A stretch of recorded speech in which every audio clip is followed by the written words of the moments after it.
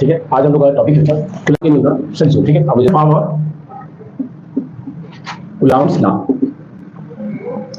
ठीक है। एग्जाम के लिए इंपॉर्टेंट हो सकता है कि कूलम्ब के नियम का सही स्वरूप करें, ठीक है। नियम होता है सभी लोग जानते हैं, लास्ट लेक्चर में दिया था, F = K Q1 Q2 by R square. जहां पे Q के बारे में शायद बात हो गई थी, कूलम्ब निकाल कर रहा था, ठीक है बच्चा। लेकिन आज हमें क्या करना है, ये तो हमारा परिमाण रूप है, तो असल में कोई फार्मूला दो रूप होता है, एक मैग्नीट्यूड फॉर्म होता है और एक क्या होता है वेक्टर फॉर्म होता है। ये क्या बच्चा हमारा मैग्नीट्यूड फॉर्म। हमको क्या करना है, इसको वेक्टर के फॉर्म में करना है। फॉर एग्जांपल समझाओ, जैसे बहुत सारे फार्मूले, कोई पावर का फार्मूला याद होगा, ये नहीं याद होगा आसानी से, बराबर m याद होगा, w बराबर fx याद होगा, सही को याद होगा मुझे लगता है, जो भी एक साइज डिफरेंट हुए तो कार्य बराबर बनने के हिसाब से सबको याद होगा, ठीक है। ये मैग्नीट्यूड फॉर्म। लेकिन इसका वेक्टर फॉर्म लिखेंगे, दो सदिशों का योग लेके आगे से उसका डॉट प्रोडक्ट लग जाएगा, ये बोलते हैं वेक्टर फॉर्म। तो ऐसे ही बच्चा हम लोग कूलम्ब के नियम का जो मेन फार्मूला होता है, हम लोग कूलम्ब के नियम की क्या करेंगे, वेक्टर फॉर्म लगाने की कोशिश करेंगे। उसके लिए क्या करेंगे, थोड़ा सा हम लोग कल्पना करते हैं। आओ तो ओरिजिन से क्या करेंगे, दो चार्ज ले लेंगे, कोई Q1 और Q2, ठीक है। इसी डिस्टेंस R1 है, इसका R2 है ना, पोजीशन में इसका R1 है, इसका R2।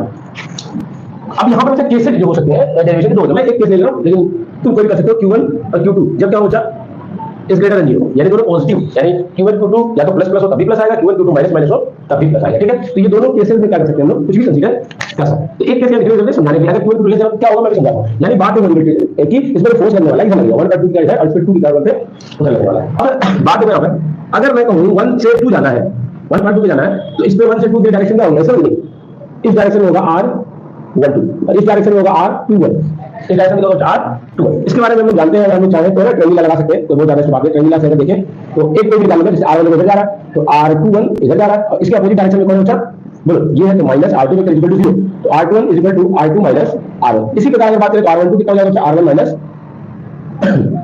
R2।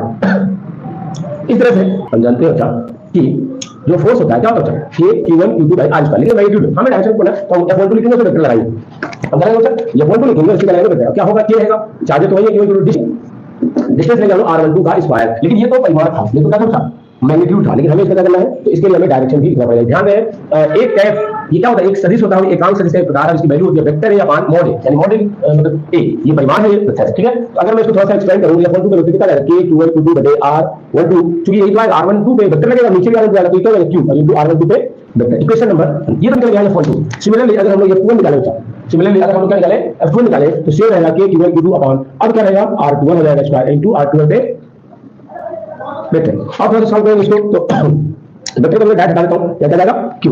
अब जरा देखो बच्चा चित्र में देखो जरा कि R12 और R21 में कोई चेंज है बच्चा, R12 में वेक्टर लगाए तो R2 में वेक्टर लगाए, तो ये दोनों दूसरे के विपरीत है। अगर R12 इधर है तो R21 मतलब दूसरे के क्या बच्चा अपोजिट है, तो मैग्नीट्यूड में तो सेम है लेकिन वेक्टर में क्या बच्चा अलग अलग है। तो उस सिचुएशन की अगर बात करेंगे F21 वेक्टर पर, तो क्या जाएगा K Q1 Q2 बटे R। मैं R21 की जगह क्या लिख सकता हूं, मैं R21 की जगह R12 लिख सकता हूं, क्योंकि कोई चेंजेस नहीं है।